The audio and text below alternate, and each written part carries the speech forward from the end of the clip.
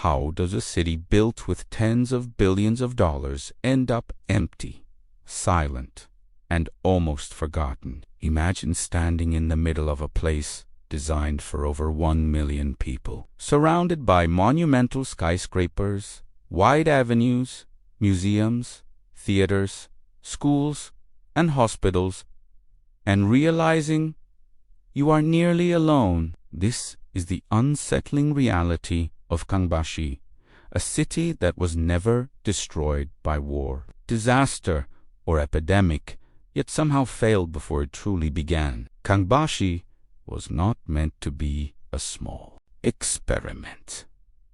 It was conceived as a symbol of modern China's unstoppable rise, a planned urban miracle rising from the grasslands of Inner Mongolia. At the heart of the project was an audacious promise: transform a remote region into a world-class city almost overnight. The blueprints were flawless on paper. Government planners envisioned a futuristic metropolis that would absorb population growth, attract investment, and showcase China's engineering power to the world. Construction began at a breathtaking pace. Entire neighborhoods appeared in a matter of months. Massive residential complexes, government buildings with imposing architecture, cultural centers, opera houses, libraries, and sports arenas all rose simultaneously. Roads were laid wide enough to handle traffic jams that never came. Street lights illuminated avenues that echoed only with wind. Everything functioned. Everything worked. And yet, something crucial was missing. The problem was not infrastructure. Kangbashi had more than enough of it. The problem was people. Apartments remained unsold or unoccupied. Office buildings stood dark at night. Shops opened with hope and closed quietly months later. Schools had classrooms prepared, but no students to fill them. Hospitals had modern equipment, but few patients. The city felt less like a place where life had ended and more like a place where life had never truly arrived. At first, officials denied there was any issue. They called Kangbashi a city under development, insisting population would arrive naturally over time. But as years passed, the numbers told a different story. Estimates suggested that less than 10% of the planned population actually lived there during its peak years of construction. What was supposed to be a vibrant urban center instead became one of the most expensive ghost cities ever built. Walking through Kangbashi was deeply unsettling. Everything was clean. Buildings were intact. There were no ruins, no signs of decay. No dramatic destruction, just silence. Elevators worked. Lights turned on. Water ran. Yet entire apartment towers stood with no laundry on balconies, no sounds of televisions, no signs of daily life. The city felt frozen in a permanent state of anticipation, waiting for residents who never came. The story becomes darker when you ask why Kangbashi was built this way in the first place.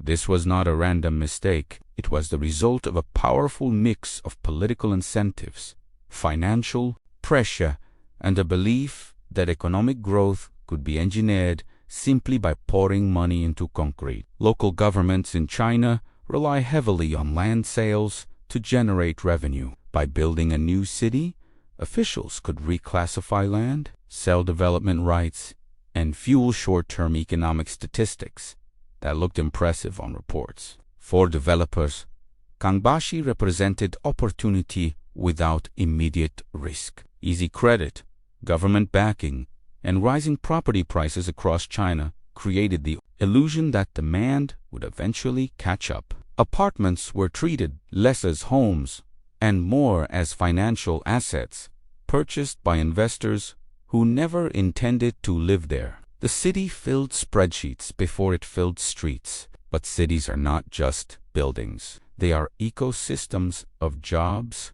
culture, relationships, and routines. Kangbashi offered housing, but not enough reasons to stay. Employment opportunities lagged behind construction. Cultural life felt artificial. The distance from established economic centers made commuting impractical. People did not reject Kangbashi because it was ugly or underdeveloped. They rejected it because it felt disconnected from real life. Over time, Kangbashi became a global symbol. Images of empty highways and deserted plazas circulated online, fueling headlines about China's ghost cities. Yet focusing only on the visuals misses the deeper issue. Kangbashi is not just a failed city, it is evidence of what happens when urban planning prioritizes speed, scale, and financial optics over human behavior and social reality. The silence of Kangbashi is not accidental. It is the result of decisions made far from its empty streets. Decisions driven by numbers, targets, and ambition rather than by how people actually choose where to live. And once those decisions were set in motion, turning back became almost impossible.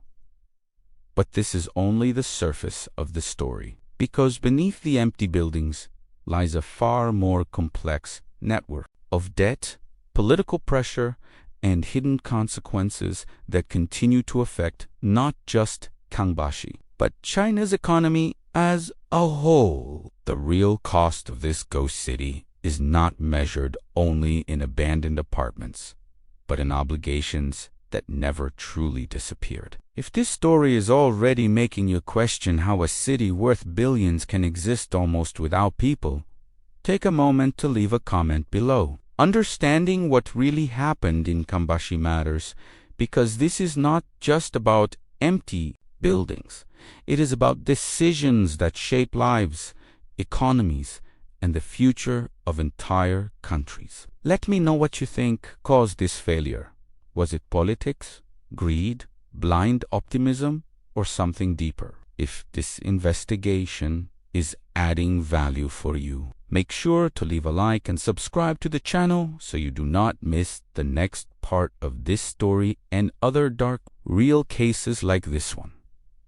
When you begin to measure Kangbashi, not in silence, but in numbers, the scale of the failure becomes even more disturbing. This was not a modest experiment that went wrong. Kangbashi was one of the most expensive urban projects ever attempted in modern history. Entire districts were built simultaneously, financed by massive flows of capital that few outside China fully understood at the time. The city rose on money generated by land sales, state-backed loans, and a financial structure designed to reward rapid expansion rather than long-term viability. Local governments in China operate under a unique pressure system. Their political success is often tied to visible economic growth. New construction means higher GDP figures, more employment on paper, and the appearance of progress. Kangbashi became the perfect vehicle for this logic. Land that once held little value was suddenly reclassified as urban, sold to developers at rising prices, and used as collateral for even more borrowing. Each sale justified the next, creating a self-reinforcing loop where concrete itself became proof of success. The buildings were not cheap or temporary. Kangbashi was built to impress. Residential towers featured modern layouts, elevators, underground parking, and utilities designed for millions of residents. Cultural landmarks were even more extravagant. A massive opera house, a futuristic museum complex, government headquarters, sports stadiums, and expansive public squares were constructed with premium materials and ambitious architectural designs. This was not budget housing. This was a city meant to symbolize power, wealth, and permanence. Yet behind the polished facades sat a financial reality that few residents ever saw. Much of the funding came from local government financing vehicles, entities created to bypass borrowing restrictions. These vehicles accumulated enormous debt, betting that rising land values and future population growth would eventually cover the costs. The assumption was simple and dangerously optimistic. People would come, prices would rise, debt would resolve itself. But demand did not arrive. Apartments sold slowly or remained empty. Many buyers were not families, but investors who treated properties as financial storage, not living spaces. Units stayed dark because no one needed to move in to justify the purchase. The city looked occupied on balance sheets while remaining empty in real life. Construction continued anyway, because stopping would expose the fragility of the entire system. The silence of Kangbashi hides a deeper problem. Infrastructure requires maintenance regardless of occupancy. Roads must be repaired. Utilities must operate. Public buildings must be staffed, heated, and secured. Every empty apartment still represents ongoing costs. Without residents generating taxes, commerce, and local activity, those costs do not disappear. They accumulate quietly. What makes Kangbashi especially unsettling is that nothing visibly collapsed. There was no dramatic bankruptcy announcement, no sudden abandonment, no single moment when the project officially failed. Instead, the city entered a slow financial limbo. Debt was rolled over, numbers were adjusted. Narratives shifted. Kangbashi was no longer marketed as a finished city, but as a city still waiting for its moment. This approach delayed consequences but did not remove them. Every year without sufficient population widens the gap between investment and return. Every new building added weight to a structure already struggling to support itself. What looked like strength was actually inertia, a system too large and expensive to easily reverse. At street level, the impact was emotional as much as economic. Visitors described an uncanny feeling of being surrounded by wealth with no warmth. Grand plazas without footsteps. Benches never worn down by use. Playgrounds untouched. The city felt staged, like a movie set waiting for actors who never arrived. And unlike ruins shaped by time, Kangbashi felt frozen in an eternal present, neither alive nor dead.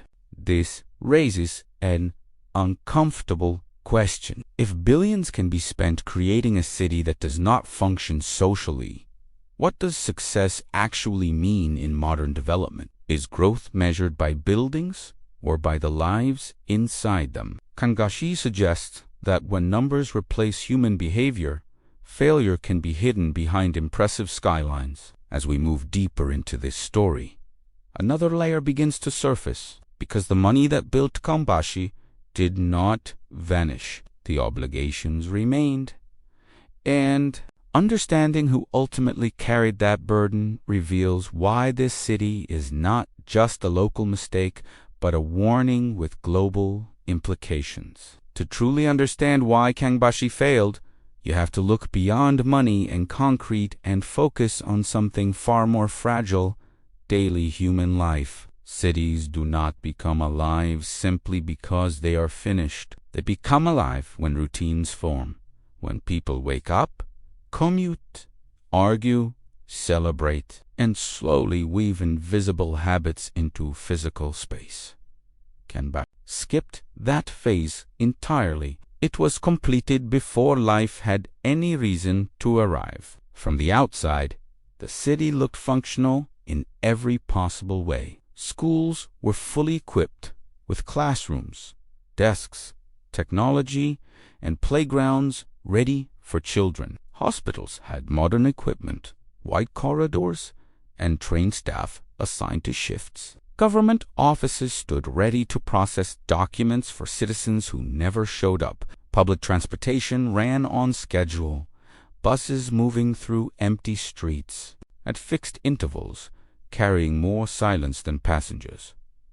What was missing was not planning, but purpose. Kangbashi offered housing, but it did not offer enough jobs. Most employment opportunities remained concentrated in older districts of Ordos or in distant economic hubs. Commuting from Kangbashi was impractical, time-consuming, and culturally unappealing. For families, moving there meant isolation. For young professionals, it meant sacrificing opportunity. For businesses, it meant setting up operations where customers did not exist. This disconnect created a paradox. The city was too complete and too empty at the same time. In organic cities, growth is uneven. One neighborhood fills before another. Shops open, fail, adapt. Streets become known for certain activities. Kangbashi had none of that trial and error phase. Everything arrived at once, fully formed, leaving no space for gradual social roots to take hold. Residents who did move in often described a strange psychological weight. Streets felt oversized. Buildings felt imposing rather than welcoming. Public spaces lacked informal activity. Without crowds, even simple actions felt exposed. Going for a walk meant being seen by almost no one, which paradoxically made people feel more visible and more alone. The absence of noise became unsettling. Social infrastructure cannot be installed like plumbing.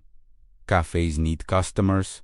Schools need generations. Neighborhoods need shared memory. Kangbashi tried to manufacture these elements through design alone, assuming that population would automatically follow infrastructure. Instead, infrastructure waited indefinitely for population. There was also a cultural miscalculation. Many apartments were priced beyond what local families could afford. Housing became a speculative product, not a social anchor. Units were purchased as investments and left empty, reinforcing the cycle. A city filled with owners but lacking residents cannot develop community. Lights stay off. Shops stay closed. Streets remain quiet. At night, Kangbashi revealed its deepest failure. Entire residential towers stood dark, with only occasional illuminated windows scattered like accidents rather than signs of life. From above, the city resembled a simulation paused mid-process. Power flowed. Elevators worked. Yet the emotional signal of habitation never arrived. The planners assumed time would solve everything, that eventually people would come simply because the city existed. But time alone does not generate belonging. Without jobs, without social density, without cultural gravity, Kangbashi struggled to justify itself as a place to live rather than a place to store wealth. This is where the story shifts from miscalculation to warning, because Kangbashi exposes a fundamental flaw in top-down urban ambition. Humans do not move where life is promised abstractly. They move where life is already happening, or where they believe it can realistically begin. Kangbashi offered perfection without momentum, and as long as momentum remained absent, the city stayed suspended in an unnatural state, not ruined, not abandoned, simply unfinished in the only way that truly matters. At the center of Kangbashi failure sits a mechanism far more complex than empty streets or quiet buildings. This city was not primarily built to be lived in, it was built to be traded. Kangbashi functioned less like a home for people and more like a financial instrument inside a massive reel. A state game that rewarded expansion, not occupation. In China's development model, land is one of the most powerful tools local governments possess. Unlike many countries, land is technically owned by the state. Local authorities lease land use rights to developers, often for decades, generating immediate revenue. This system creates a strong incentive to convert rural or undeveloped land into urban land as quickly as possible. Once reclassified, its value multiplies instantly, regardless of whether anyone actually needs to live there. Kangbashi was born inside this logic. Vast areas of land in Inner Mongolia were suddenly transformed on paper into premium urban zones. Developers rushed in, backed by state-owned banks offering easy credit. Loans were approved based on projected future value, not present demand. As long as prices were expected to rise, the system appeared stable. The illusion was powerful. Apartments sold not because people wanted to move in, but because buyers believed prices would keep climbing. Owning property became a form of savings, a hedge against inflation, and a symbol of security.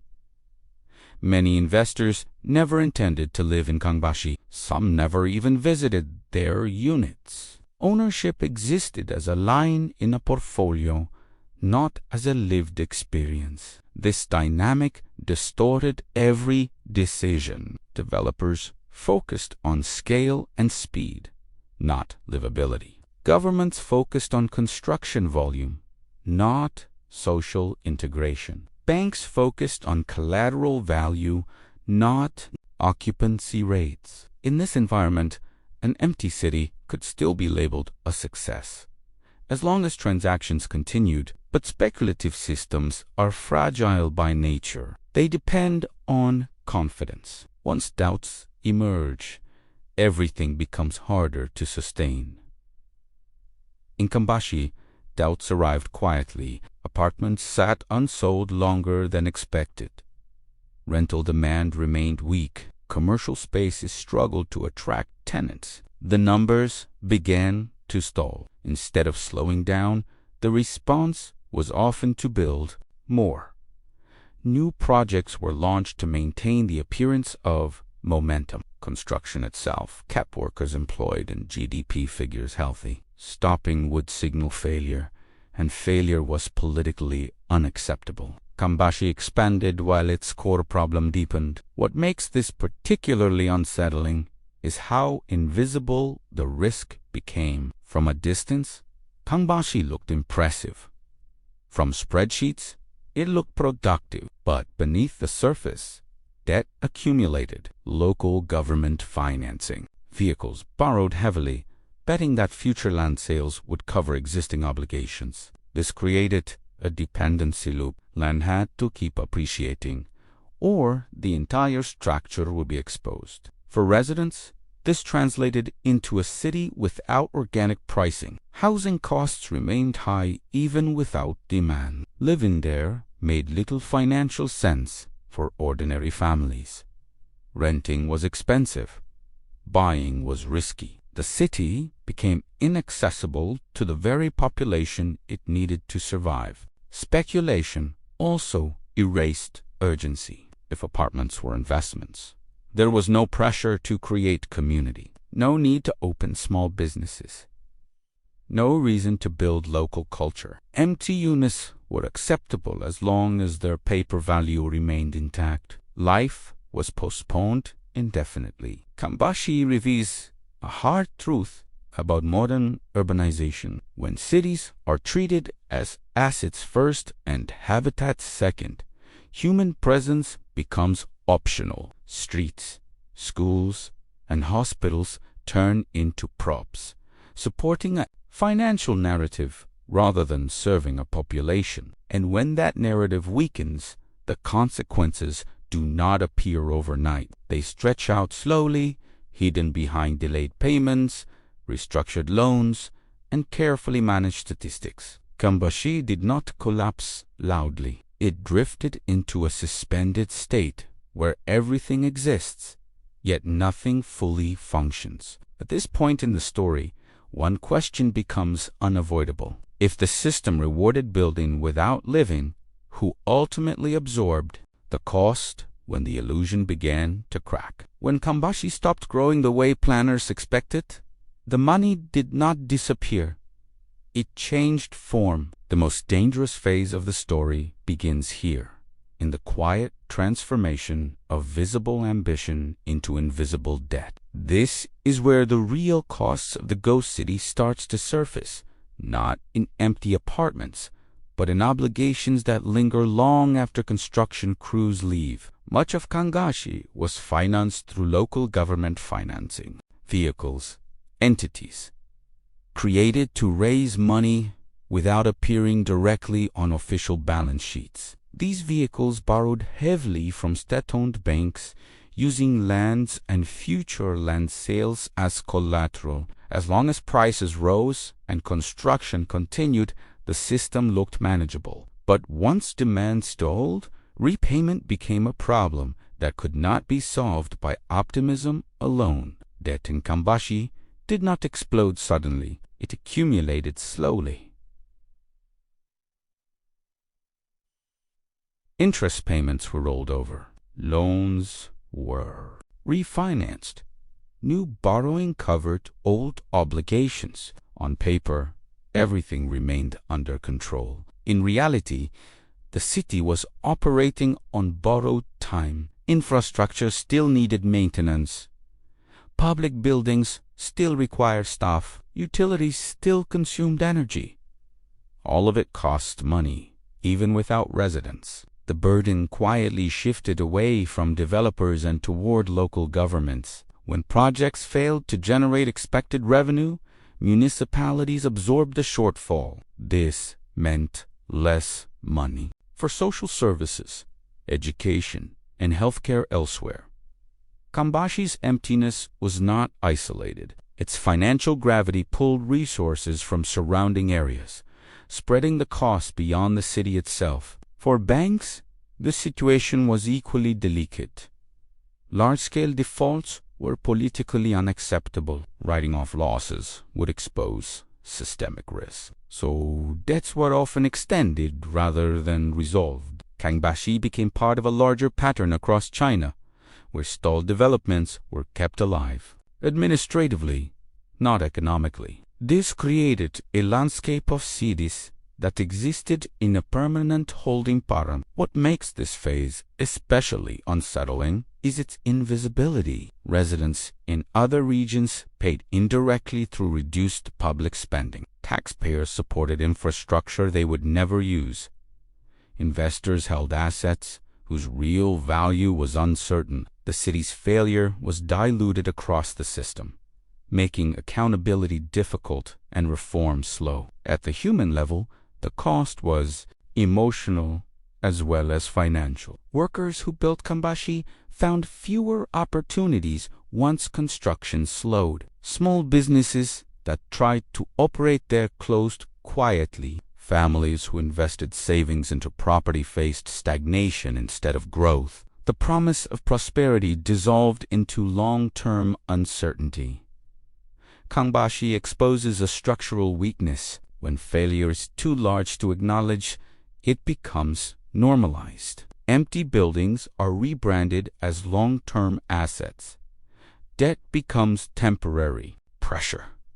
Time is treated as a solution, even when the underlying conditions remain unchanged. This approach prevents collapse, but it also prevents healing. As we move forward, the story becomes less about money and more about people. Because even with debt, hidden in narratives adjusted, one question remains unresolved. Why did the population never arrive in meaningful numbers? And why did planners misjudge human behavior so profoundly? The question that haunts Kangbashi more than any balance sheet is simple and unsettling. Where were the people supposed to come from? The planners assumed the population would follow infrastructure, that modern buildings and wide avenues would naturally pull residents in. But human migration does not work like that.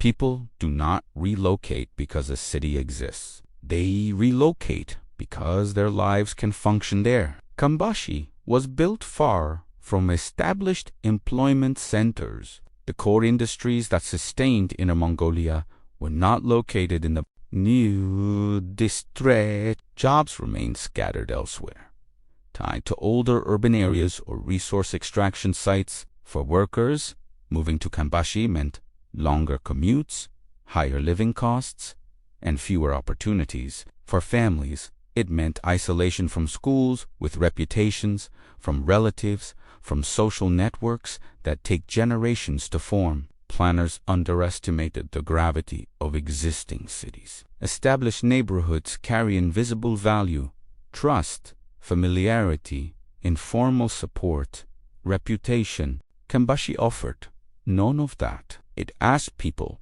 to abandon known routines for a promise that had no proof. The city was finished before its social logic existed, and that order matters more than architecture. There was also a mismatch between price and income. Many apartments were priced for investors, not residents. Mortgages stretched beyond what local wages could realistically support.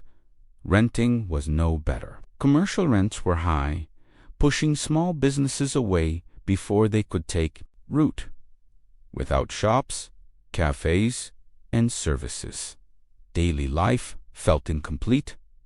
Without daily life, demand stayed low. The loop reinforced itself. Cultural factors compounded the problem. Community in China, as elsewhere, is relational. It grows from shared spaces, repeated encounters, and time. Kangbashi's scale worked against intimacy. Streets were too wide, blocks too large, distances too great. Public spaces felt ceremonial rather than lived. Without crowds, these spaces amplified loneliness instead of connection. Timing also mattered. Kangbashi rose during a period of rapid national growth when speculation blurred judgment. Planners mistook macro momentum for micro readiness. They assumed that population pressure elsewhere would spill over, but migration followed jobs and education, not empty promise.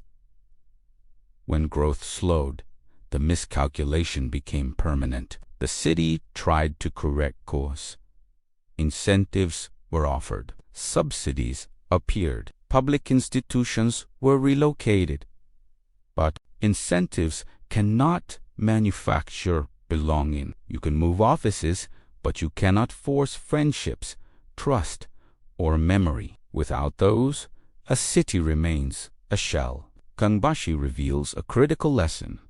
Cities are not products to be launched. They are processes that must earn their population. When human behavior is treated as an afterthought, even the most expensive planning collapses into quiet failure. Silence is often treated as absence, but in Kangbashi, it became evidence. Walking through the city, the quiet was not peaceful. It was heavy, persistent, and strangely loud in its own way. This was not the silence of abandonment after catastrophe. It was the silence of a place that never learned how to breathe. Visitors describe the same unsettling details again and again. Traffic lights changing for cars that never arrived. Crosswalk signals beeping into empty intersections. Public squares designed for crowds hosting only wind and dust. Benches remained perfectly clean, untouched by years of use. Playgrounds showed no wear. No footsteps polished the stone. No shortcuts formed across lawns. The city had no scars of daily life. At night, the effect intensified. Entire residential districts vanished into darkness. Not the soft, scattered glow of sleeping homes, but near total blackness, broken only by an occasional light left on by a caretaker or security guard. From above, the city resembled a circuit board with power but no signal, fully wired yet inactive. What made this silence more disturbing was that nothing was broken. Elevators worked. Streetlights functioned. Water pressure was steady. Heating systems ran in winter.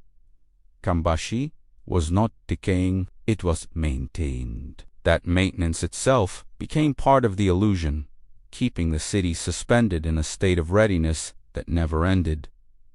Officials attempted to control the narrative. They emphasized that Kangbashi was not abandoned, only underoccupied. Statistics were presented selectively. Population counts included. Surrounding districts. New residents were highlighted, even when numbers remained small. But silence does not lie. You could hear it in the echo of footsteps inside public buildings. You could feel it in the way sound traveled too far before stopping. The city became a destination for photographers and journalists searching for visual proof of failure. Images spread online, often stripped of context, showing empty highways and monumental architecture without people. While some reports exaggerated, they did not invent the core truth. Kangbashi felt emotionally vacant, and that vacancy was impossible to fully explain away. Silence also shaped behavior. Those who lived there described the sense of exposure. Without crowds, every movement felt noticeable.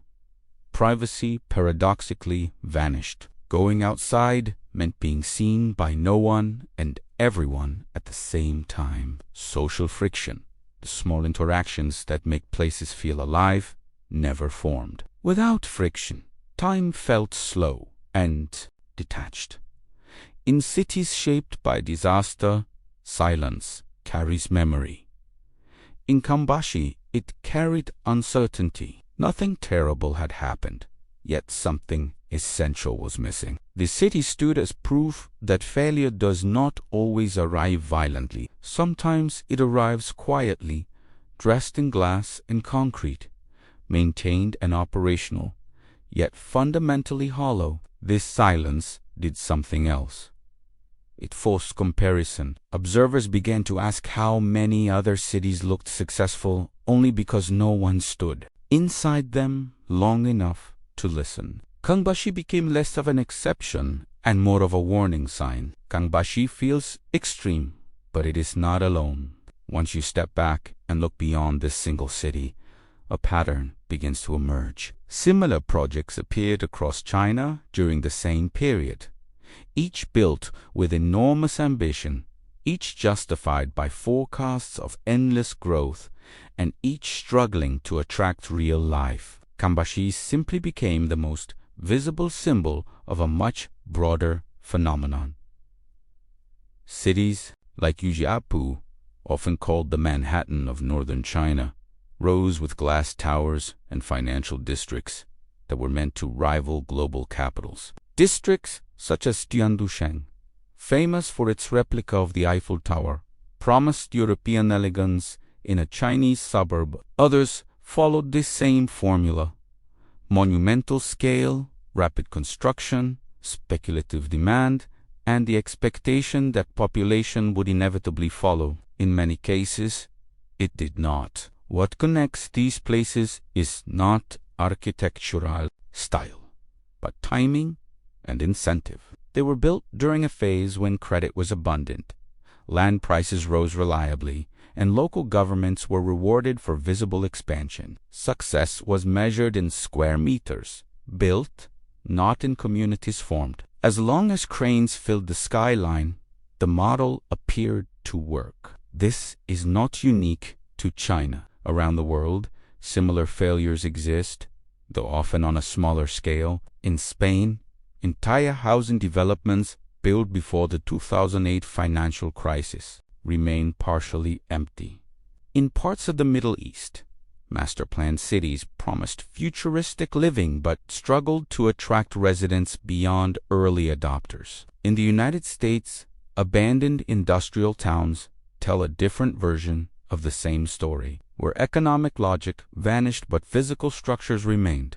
What makes China's case distinct is speed and scale. Kangbashi and its counterparts compressed decades of urban growth into a few years. That compression removed the feedback loop that normally corrects mistakes. When growth is gradual, Failure appears early and can be adjusted. When everything is built at once, failure hides until it is too large to easily reverse.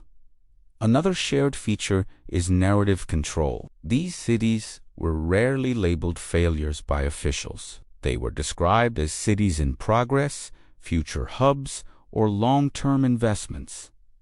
Time was presented as the solution to structural problems. In some cases, partial recovery did occur. Population slowly increased.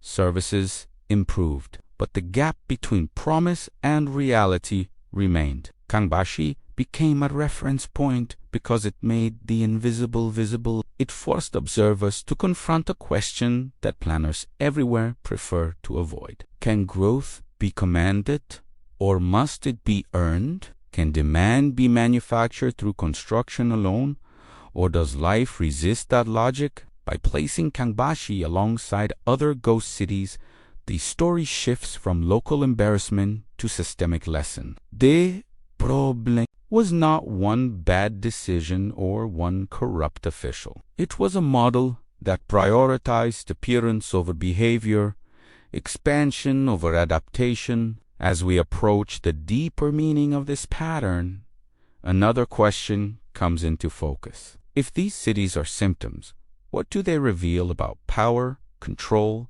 and the limits of planning itself? When you strip Kangbashi of its empty buildings and silent streets, what remains is not a failed city, but a reflection of how power, planning, and control can distort reality when they operate without resistance. Kangbashi exposes what happens when decision-making moves faster than human feedback, and when correction becomes politically inconvenient. At its core, Kangbashi was shaped by centralized ambition. Targets were set far above the ground level: population projections, economic growth goals, symbolic milestones. Once those targets were approved, momentum took over. Adjusting course would mean admitting miscalculation, and in systems built on performance metrics, miscalculation is dangerous. So plans continued even as evidence quietly contradicted them. This created a psychological trap.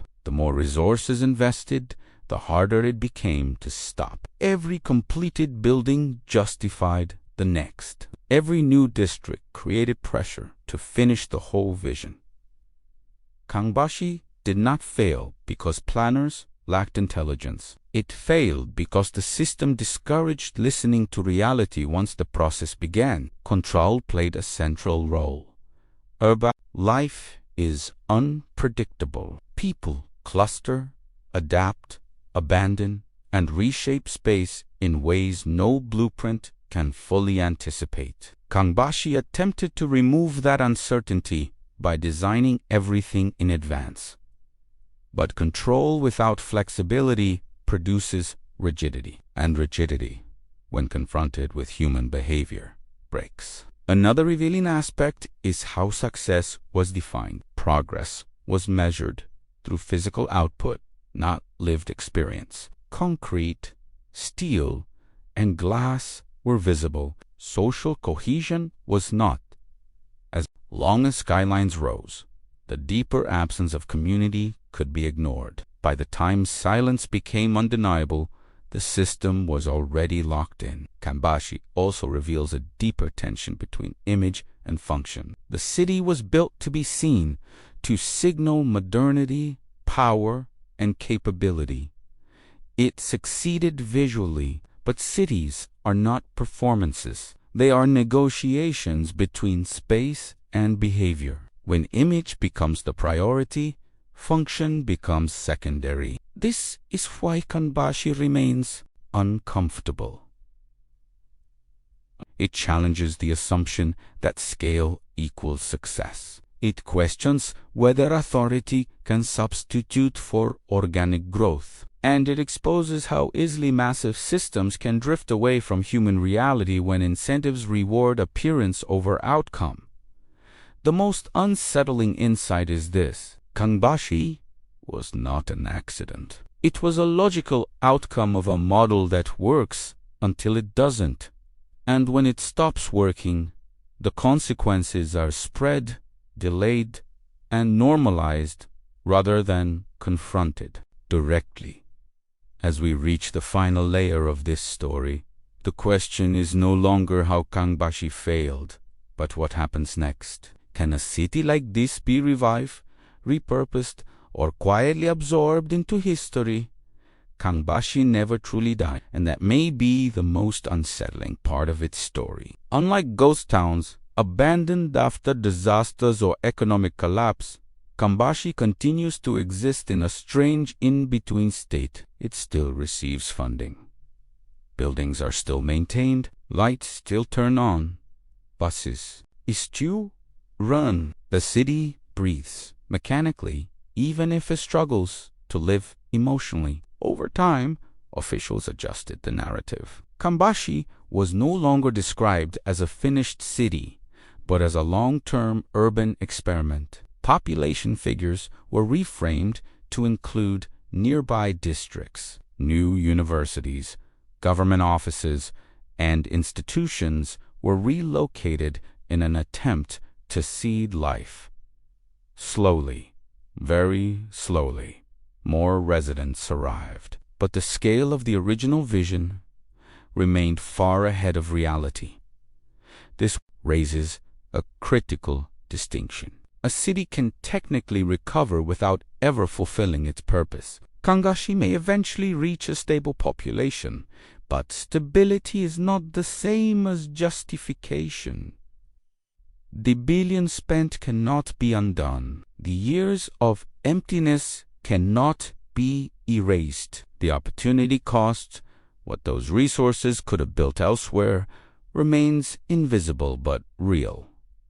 Kangbashi now exists as a cautionary artifact, a city that warns about the limits of prediction, about the danger of mistaking construction for success, about how easily human behavior is misunderstood when planning becomes detached from lived experience. It is not a ruin, but it is not a triumph either.